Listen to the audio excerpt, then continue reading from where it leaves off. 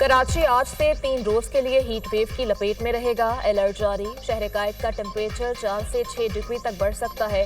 3 रोज तक कराची का temperature 40 degree तक जाने का इम्कान।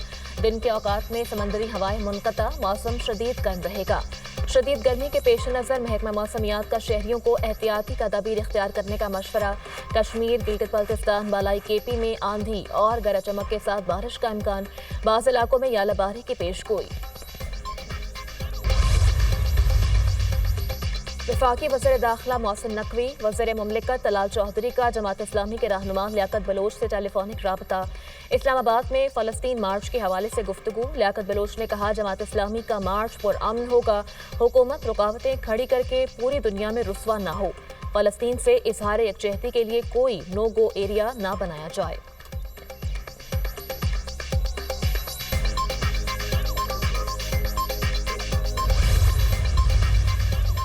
पानी के मसले पर सियासत नहीं करनी चाहिए। मामलात मेज़ पर बैठकर हल करने चाहिए। बातचीत और मुशावरत ही हर मसले का हल है। अकाइयों के पानी समेत वसाइल की मुनसिफाना तकसीम पर मुकम्मल यकीन रखते हैं। क़यादत ने पीपल्स पार्टी के साथ बातचीत के जरिए मसाइल हल करने की हिदायत की है। सूबों में पानी पर तय मुआहदे और इरसा एक्ट की मौजूदगी में किसी से नाइंसाफ़ी नहीं हो सकती। किसी सूबे का पानी दूसरे सूबे के हिस्से में नहीं जा सकता। वज़ीर-ए-आज़म के मुशीर राना सनाउल्लाह का बयान। कैनाल्स मामले पर सियासत नहीं होनी चाहिए। मामले को अफ़ाम व तफ़हीम के साथ हल करना चाहिए। पीपल्स पार्टी इत्तेहादी है, तहफ़्फ़ुज़ात दूर करेंगे। पीटीआई 12 ग्रुपों में तकसीम हो चुकी। पीटीआई से बातचीत का सिलसिला नजर नहीं आ रहा। वज़ीर इत्तलात अता तारड़ की मीडिया टॉक।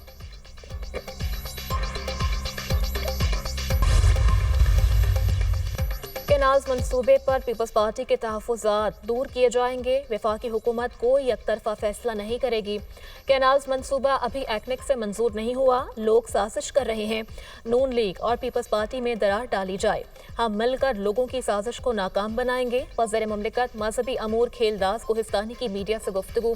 कहा, पाकिस्तान जैसी मजहबी आहंगी की दुनिया में कोई मिसाल नहीं मिलती। जिन लोगों ने हमला किया उनके झंडे और चेहरे सबके सामने थे। हम पुरअमन लोग हैं, तरक्की, खुशहाली और पाकिस्तान की बात करते हैं। बुज़दिलाना कार्रवाइयाँ हमें अपने काम से नहीं रोक सकती। एहतजाज के नाम पर इश्तियाल अंगेज़ी नहीं होनी चाहिए।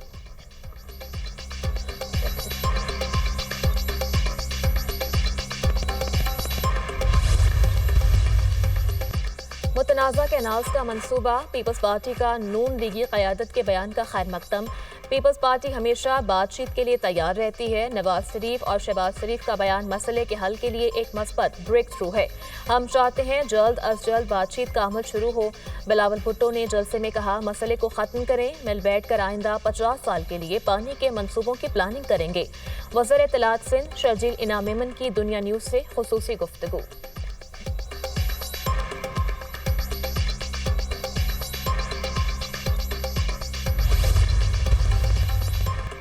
कैनाल्स मंसूबे पर पीपल्स पार्टी के तहफ़्फ़ुज़ात दूर किए जाएंगे। वफाकी हुकूमत कोई एकतरफा फैसला नहीं करेगी। कैनाल्स मंसूबा अभी एक्नेक से मंजूर नहीं हुआ। लोग साजिश कर रहे हैं। नून लीग और पीपल्स पार्टी में दरार डाली जाए। हम मिलकर लोगों की साजिश को नाकाम बनाएंगे। वज़ीर मुमलिकत मजहबी अमूर खेलदास कोहिस्तानी की मीडिया से गुफ्तगू। पाकिस्तान जैसी मजहबी आहंगी की दुनिया में कोई मिसाल नहीं मिलती। जिन लोगों ने हमला किया उनके झंडे और चेहरे सबके सामने थे। हम पुरअमन लोग हैं, तरक्की, खुशहाली और पाकिस्तान की बात करते हैं। बुज़दिलाना कार्रवाइयाँ हमें अपने काम से नहीं रोक सकती। एहतजाज के नाम पर इश्तियाल अंगेज़ी नहीं होनी चाहिए।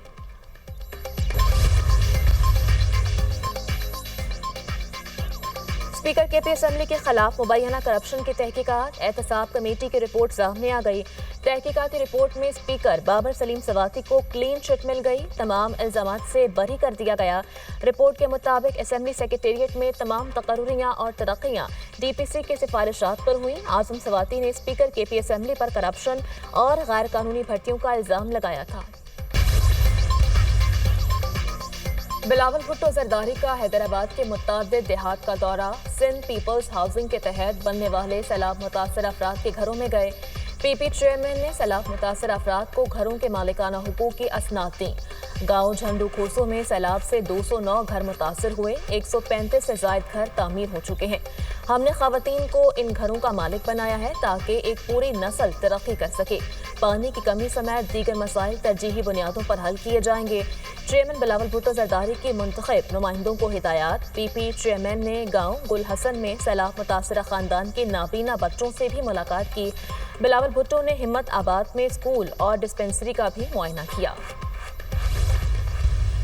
جو کیسز چیف منسٹر صاحبہ کے سامنے آتے رہے، جس کے اندر یہ کمپلیکیٹڈ کیسز بھی تھے، جس میں کل جو ایک بچہ تھا جس کو چیف منسٹر صاحبہ نے چیف گیسٹ بنایا ہوا تھا پروگرام کا، جس میں وہ سہیل نامی بچہ جو ہے اس کو اس کے کرنٹ لگنے سے اس کے دونوں بازو جو ہیں وہ کونی سے نیچے نہیں تھے، اور اس کو جو ہے وہ کل یہ بازو لگائے گئے، اور یہ ایک بڑی جدید اور بڑی مہنگی ٹیکنالوجی ہے بایونکس۔ اس کے بارے میں تھوڑا سا آپ کو بتانا چاہتی ہوں، اور یہ شاید پنجاب میں تو خیر یقیناً پہلی دفعہ، لیکن پورے پاکستان میں شاید اس لیول پہ یہ بایونکس کا استعمال ابھی تک نہیں کیا گیا ہے۔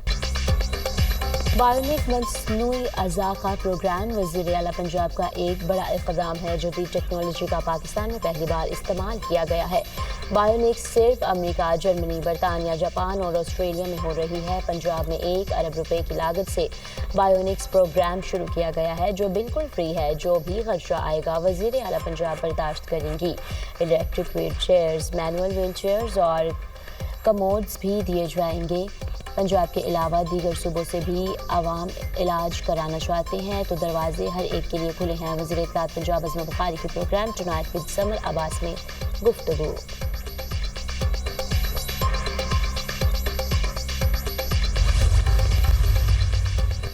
پاکستان سمیت دنیا بھر میں مسیحی برادری آج ایسٹر کا تہوار منا رہی ہے۔ صدر مملکت آصف علی زرداری کی مسیحی برادری کو ایسٹر کی مبارکباد۔ کہتے ہیں مسیحی برادری پاکستان کا قیمتی اثاثہ ہے۔ آئین پاکستان تمام اقلیتوں کے حقوق کی ضمانت دیتا ہے۔ ملک کی ترقی اور خوشحالی کے لیے اقلیتوں سمیت پوری قوم کو مل کر کام کرنا ہوگا۔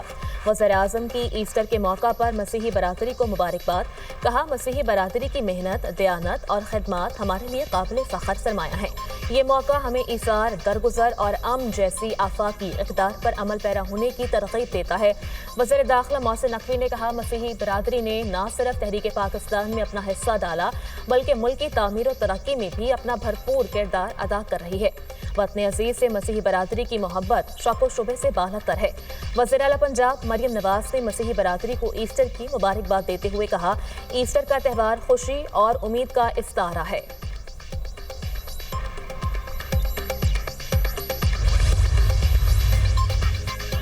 روسی صدر پیوٹن کا ایسٹر تہوار پر عارضی جنگ بندی کا اعلان۔ روس یوکرین پر 21 اپریل کی رات 12 بجے تک حملے نہیں کرے گا۔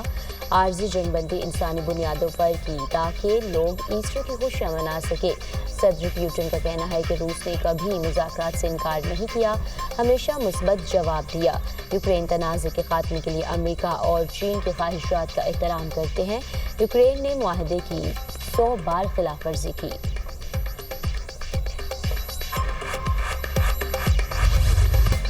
اسرائیل کی غزہ میں بربریت کی انتہا۔ صہیونی فورسز کے حملوں میں 100 فلسطینی شہید، درجنوں زخمی۔ حماس کے عسکری ونگ القسام بریگیڈ کے اسرائیلی فوج پر حملوں میں تیزی۔ غزہ شہر کے الطفا محلے میں گھسنے والے فوجیوں پر حملہ، متعدد اسرائیلی فوجی ہلاک اور زخمی کرنے کا دعویٰ۔ اسرائیل کی ایک فوجی کی ہلاکت اور 4 کے زخمی ہونے کی تصدیق۔ القسام بریگیڈ حکام کا کہنا ہے غزہ میں اسرائیلی اور امریکی قیدی کا بھی کوئی پتہ نہیں۔ اسرائیلی قیدیوں کی دیکھ بھال پر مامور گارڈ کی لاش ملی ہے۔ فضائی حملوں کے باعث اسرائیلی قیدیوں کے زندہ ہونے سے متعلق کچھ نہیں کہہ سکتے۔